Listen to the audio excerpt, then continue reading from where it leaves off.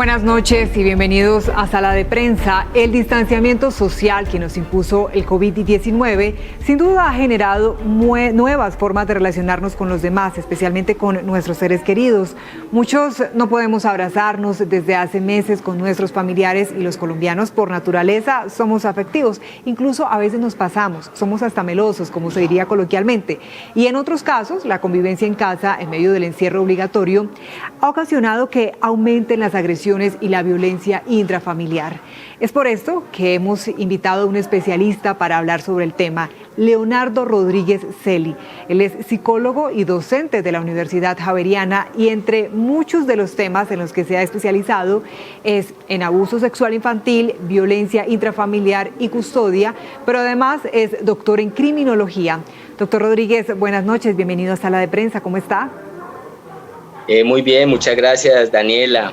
Muchas gracias por tu invitación y qué bueno hablar de estos temas tan importantes. Sí, señor. Empecemos entonces por los que están encerrados y cuya relación se está dañando por cuenta justamente de ese encierro. ¿Era de esperarse el no tener espacios para cada uno genera esa bomba de tiempo? Sí, claro que sí, Daniela. Me parece que el ser humano, como bien lo planteabas, es una persona que necesita del afecto, del cariño, de la relación, del reconocimiento del otro. Y nosotros tenemos necesidades respecto al otro. Y creo que si a cada uno nos preguntan quién es el ser más importante de nuestra vida, pues está en el interior de nuestras familias. Y desafortunadamente esa situación que estamos viviendo con el COVID-19, pues nos ha generado unas importantes crisis porque nadie estaba preparado a otras formas de relación. Y bien lo decías tú, especialmente nosotros los colombianos somos muy emocionales, muy afectivos, cariñosos, nos entregamos mucho al otro y en familia aún más. Entonces, claro, estos cambios pueden generar mucha frustración y de la frustración puede generar mucha agresión cuando cambian esos hábitos de relacionarnos y esos vínculos. Claro que sí cambian. Y entonces, ¿cómo manejarlo? ¿Qué se podría hacer? ¿Qué le aconseja a esas parejas que hasta hace un tiempo solamente se veían en las noches o en las mañanas cuando salía cada quien a su trabajo, en las noches y ya llegan a dormir? Pero otra cosa muy diferente es estar las 24 horas del día cumpliendo sus labores en la casa con su pareja también. Sí, yo creo que es un momento muy importante para el diálogo. Creo que hay que ser muy sincero con nuestras parejas y nuestra familia y hay que decirles a las personas cómo estamos, qué necesitamos y también qué estamos dispuestos a compartir y acompañar. Yo creo que lo que hace más daño es no hablar, no comunicar, ni expresar nuestro cariño y nuestro afecto. Allí es un tema muy, pero muy, muy importante en este momento. Creo que el tema de entregar ese afecto, hay diferentes formas y yo creo que esas formas es lo que nos lleva a la creatividad y a encuentros diferentes, pero encuentros que pueden ser muy bonitos. Claro que sí, hablar y demostrarnos entonces también eso. Yo creo que eso nos falta a los colombianos también muchas veces, ¿no? O de su experiencia, ¿usted qué cree? ¿Muchas personas o muchas parejas se guardan las cosas? Sí, yo creo que a veces nuestros miedos, nuestros temores, la ansiedad, el no saber qué va a suceder en nuestro proyecto vital, en nuestro proyecto de pareja, en el proyecto del trabajo, en nuestras relaciones sociales, nos genera mucha incertidumbre. Y esa incertidumbre para algunos de nosotros lo que hacemos es callar para no alterar al otro. Y creo que es justo el elemento contrario. Yo creo que es importante manifestar nuestras preocupaciones, nuestros cariños, pero siempre creo que hay que tener una perspectiva de tratar de solucionar los inconvenientes del día a día. Yo creo que de eso se trata este reto que tiene hoy la humanidad y es hay que mirar siempre adelante, siempre buscando resolver problemas, porque desde que nacemos tenemos problemas, tenemos conflictos, tenemos crisis y esta es también una crisis que tenemos que y muy seguramente vamos a resolver entre todos. Entonces, creo que allí está la clave, en el diálogo, en el afecto, en recuperar cosas muy bonitas que hacíamos anteriormente en la familia. Creo que el tema que extrañamos algunas personas de nuestra generación era estar más en familia, era poder desayunar, almorzar, comer entre todos, podernos comunicar, contarnos nuestras experiencias, lo que hacemos, lo que vivimos, y eso lo perdimos por el día a día, que íbamos muy rápido, pero yo creo que es la hora de recuperar algunas cosas, de modificar otras, de adaptarnos a cambios, pero también de explorar toda esa cantidad de cosas que tenemos nosotros a través de la música, a través del arte, a través de la lectura, a través del aprendizaje, el tema de los idiomas, todas esas cosas pendientes que teníamos nosotros también en pareja y en familia. Es el momento de revisarnos y decir, mire, nosotros antes hacíamos esto en pareja, en familia, hay que volver a esas cosas que nos unían tanto. Y yo creo que recordar es también de una u otra forma ser creativo, ir adelante, y bueno, creo Sin que duda. hay cosas Sin duda, maravillosas. doctor Rodríguez. Doctor, pero una cosa es que aumenten las discusiones por la tensión y otra muy diferente es cuando ya se presenta violencia. ¿Cuál es el límite entre uno y otro por el que deba pensarse, por ejemplo, en una denuncia? Sí, no, eso ya es un tema que tiene que ver con una tipificación de un delito, y es esa agresión física, psicológica, la humillación, el hacer daño al otro. Eso ya son los límites. Aquí hay un tema que es el respeto. Aquí hay un tema que es respetar también la intimidad del otro, no transgredir al otro y no dañar al otro. Y eso estamos absolutamente normatizados. Y esa norma ha cambiado en los últimos años, donde hoy el tema de violencia intrafamiliar es un delito penal que lo lleva a uno a la cárcel al que es agresor, y que puede cumplir penas de cárcel. Entonces, aquí hay que tener unos elementos de cuidado, de prevención hacia el otro y saber cuáles son nuestros límites. Yo creo que el ser humano en su cerebro sabe cuáles son los límites Sí. que tenemos en nuestras relaciones. Creo que eso es Doctor, fundamental. y casi que como un chiste, en algunos grupos de chats, de memes, bromean con que la pandemia hará que los divorcios aumenten. De hecho, ni siquiera se quedó como un chiste. Lo vimos, por ejemplo, en China, en Wuhan, estaban aumentando la cifra de los divorcios en medio de este confinamiento. ¿Cree usted que eso mismo pasa en Colombia, que pueda convertirse en una realidad? Desafortunadamente, cuando estábamos hablando que nosotros somos muy emocionales, es que nosotros o somos muy cariñosos, muy afectivos, o llegamos al otro lugar y es agredir al otro, dañar al otro. Y eso también es una expresión de la emoción.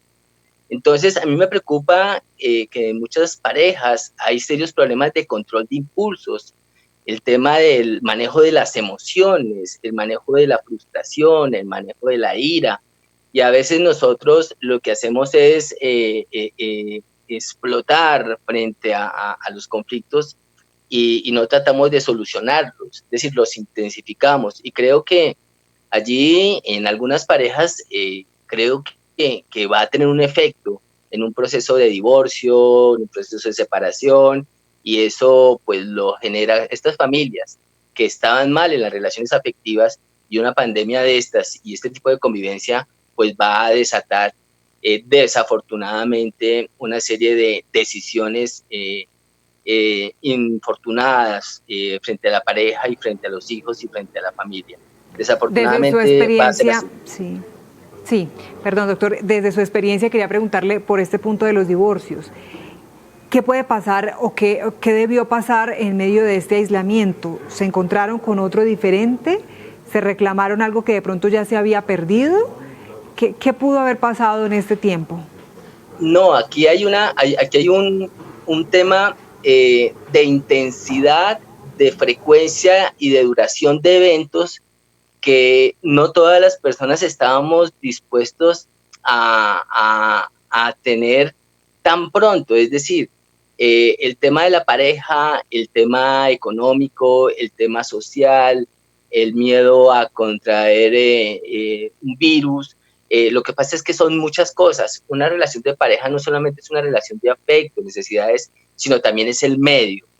Y nosotros sabemos que cuando en una pareja hay problemas de recursos económicos, que en la pareja cuando hay problemas con los hijos, cuando en las parejas hay infidelidad y hay consumo de alcohol, hay consumo de droga, etcétera, etcétera, y llega una situación de esta, pues va a disparar más el tema del maltrato físico, el maltrato psicológico y obviamente el tema de la separación. Entonces, lo que pasa es que todos estamos viviendo con mucha intensidad una cantidad de cambios y de agentes Sí. estresantes que nos cambió de un momento a otro y que depende de las habilidades y recursos de cada uno de nosotros, de nuestra pareja, de nuestra familia, para tratar de solucionarlos. Doctor Rodríguez, el otro extremo es el de los que no pueden encontrarse con sus seres queridos o incluso estando en un mismo hogar, en una misma casa, ya no pueden demostrarse ese cariño para evitar los riesgos de contagio. ¿Cómo manejar esa falta de afecto, si se puede llamar así? Porque ya lo decíamos, los colombianos estamos muy acostumbrados a esas manifestaciones. Hacen falta los abrazos, por ejemplo. Yo creo que uno puede abrazar, querer con la palabra, con la comunicación, con el canto, con la escritura. Hay muchas formas en que el ser humano de forma creativa puede manifestar. Es más, hacer un avisito y decirle, mira, te quiero. Eso es impactante. Hay cosas que volver a las cartas, volver a otras formas, yo creo que nos está haciendo falta ahora. Creo que hay muchas formas en que el ser humano puede tener estos elementos emocionales y de Manifestar su gratitud. amor, pero no puede ser lo Claro, mismo, muchas doctor. formas. De todas maneras, no es lo mismo reemplazar un abrazo con una palabra. Claro, claro, eso hace parte de la comunicación, es tener esa esperanza. La esperanza es de las cosas muy bonitas del ser humano, algo que nos mantiene vivos y nos mantiene unidos al otro, es que hay la posibilidad de que esto ya pronto o en poco tiempo vamos a estar nuevamente y vamos a poder abrazarnos. Eso es la gran esperanza, pero mientras tanto habrán otros recursos que tengamos nosotros para manifestar ese cariño y ese afecto. Claro, el abrazo, el beso, las caricias, lo que es con su pareja la sexualidad, pues son elementos fundamentales. ¿Y qué se dice de las personas jóvenes, los adolescentes, los jóvenes que necesitan ese gran afecto de su pareja? Pues son muchas cosas que se envuelven allí y que hoy, por ejemplo, los jóvenes también están viviendo una situación de noviazgo muy difícil porque ese contacto físico, ese contacto emocional es muy importante en los seres humanos. Claro, o los que estaban, por ejemplo, empezando una relación y los sorprendió la cuarentena. Pues imagínate, creo que allí queda una idealización suspendida que me parece muy bonito. Claro, eso puede o dañar la relación o puede mantenerla con una expectativa muy grande, que es esta Claro, eso es una expectativa de prueba. reencontrar. Sí, claro, eso lo Claro. pone a prueba. A ver qué Claro, pasó en claro. ese tiempo. Doctor Sí. Rodríguez, emocionalmente, ¿qué puede provocar esto en las personas a futuro? ¿Nos marcará esta etapa a todos? No, yo creo que es el momento, estamos viviendo un experimento muy grande en nuestras vidas y después tendremos que preguntarnos qué nos sucedió, qué pasó y cómo nos fue. Y creo que depende de cada uno de nosotros. Entonces, por lo menos yo en mi vida personal, yo he vuelto a la música, yo he vuelto a la escritura, he vuelto a la poesía, cosas que yo no podía hacer antes por mi trabajo, ahora la estoy recuperando y eso ha sido maravilloso. Pero entonces en cada uno de nosotros está como esas formas en que nosotros alimentamos ese amor, ese cariño, ese afecto, esas demostraciones. Entonces está en cada uno de nosotros. Entonces, bueno, yo creo que hay muchas y muchas formas, como hemos hablado antes, de ese afecto y ese cariño. Y el gran Claro que sí. aprendizaje, creo que va a ser, el gran aprendizaje es, el ser humano necesita de afecto, necesita de emociones, necesita el cariño, necesita el respeto por el otro. Seguiremos relacionándonos, pero esa relación va a cambiar, pero creo que tenemos las suficientes habilidades inteligencia como para inventarnos muchas cosas. Yo creo en la Cuando invención dice, del ser humano. Cuando dice que va a cambiar esa forma de relacionarnos, ¿a qué se refiere? Claro, porque es que tenemos en cuenta que el tema del COVID-19 no va a ser un tema de pocos días, pocas semanas, sino que va a ser meses y eso va a cambiar unos hábitos de comportamiento. Y los hábitos de comportamiento se adquieren con los días, con las semanas y ya llevamos meses. Y de una u otra forma nosotros ya hemos cambiado, si no nos hemos dado cuenta, hemos cambiado hábitos. Y yo hace cuánto que yo ya no salgo. Y creo que eso va a cambiar. O sea, yo cuando vaya a relacionarme nuevamente con otras personas en diferentes escenarios, ya ha cambiado. Cuando ya las personas que yo me encuentro son personas que a 3, 4 metros yo inmediatamente les digo, mira, hasta que no pase esto, me da pena, pero tenemos una distancia social importante. Y las personas hemos entendido eso y lo hemos interiorizado y eso va a tener efectos a futuro. ¿Sí? Eso que nosotros nos encontrábamos con el abrazo y el beso en la mejilla y esa emoción tan grande, eso de una u otra forma, por verlo adquirir, también va a llevar su tiempo. Es real, de alguna forma nos cambió el chip, nos cambió esos hábitos, lo que usted dice, por ejemplo, en algo tan sencillo como el saludo, no creo que el beso con todo el mundo vuelva, por ejemplo, el beso en la mejilla ya se va a pensar 2 veces, inclusive la mano, esas cosas tan sencillas aparentemente, pero que nos han marcado como una señal también de protección para nosotros y a quienes nos rodean. Doctor, de otro lado, ayer mostrábamos en nuestro noticiero también que el deseo sexual en medio del encierro está aumentando. Esto obviamente conectado a la falta de contacto físico. ¿Es una reacción natural? Claro, es una reacción natural. Así como nosotros comemos, dormimos, necesitamos afecto, también necesitamos nuestra sexualidad. La sexualidad está viva, la sexualidad está allí y se necesita manifestarse. Por eso allí también va la creatividad, pero también eso tiene un lado oscuro que puede ser el sexting, o también eso puede tener un lado oscuro que es la pornografía. Esto puede tener muchas formas en que el ser humano y cada uno de nosotros tengamos que virar a otras formas de esas relaciones sexuales. Pero tú tienes toda la razón, hay una necesidad sexual allí, hay un elemento inminente y que tenemos que también ir nosotros. Ahorita se sabe que las estadísticas del uso de pornografía es altísimo. Y también esa aumentó. Sí, quería complementar que además de este tipo de gustos o de intereses, también aumentó, por ejemplo, el uso de las plataformas para encontrar parejas, para establecer relaciones sentimentales. Todo esto nos está cambiando, ¿no?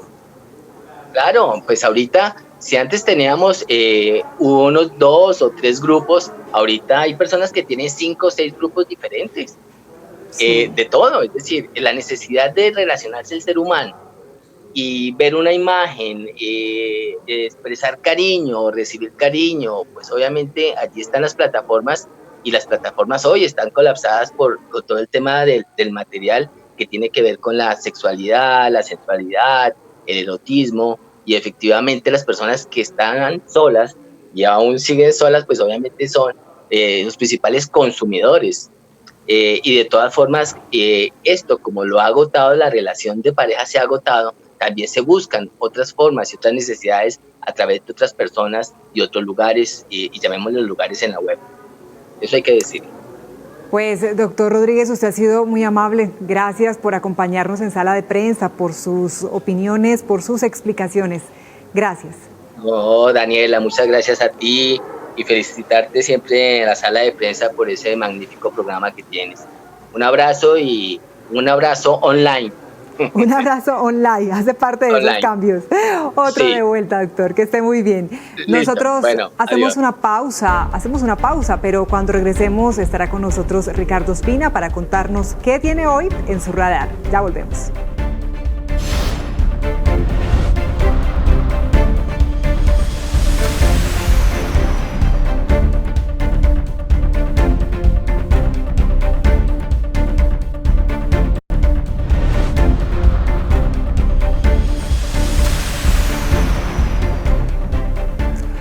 Gracias por seguir con nosotros y ahora saludamos a Ricardo Ospina, director de Servicios Informativos de Blue Radio, quien nos cuenta hoy qué tiene en su radar.